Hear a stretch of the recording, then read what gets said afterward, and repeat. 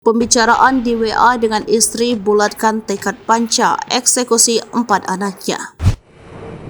Terkuak fakta lain soal ayah kandung membunuh 4 anaknya di Jagakarsa beberapa waktu lalu. Ternyata tersangka bernama Panca melakukan aksinya bukan hanya karena cemburu. Hal ini diungkapkan penyidik setelah memintai keterangan Panca. Perbuatan Panca terkuak setelah jasad keempat anaknya ditemukan tetangga pada Rabu 6 Desember 2023 sekitar pukul 2:50.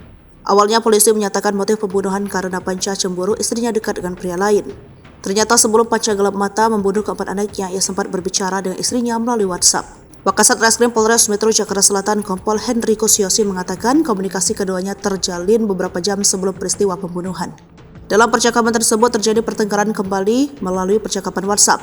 Saat itu Devnisa yang merupakan istri Panca masih dirawat di Rumah Sakit Pasar Minggu, Jakarta Selatan.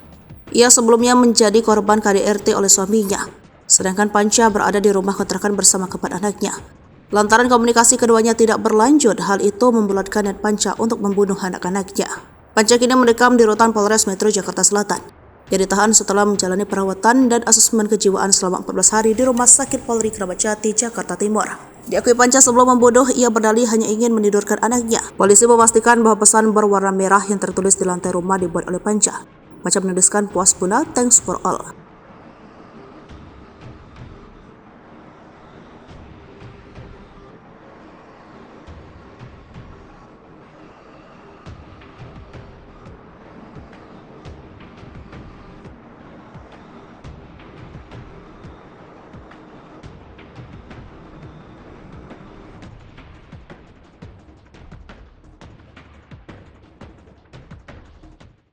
Download Tribun X sekarang, menghadirkan lokal menjadi Indonesia.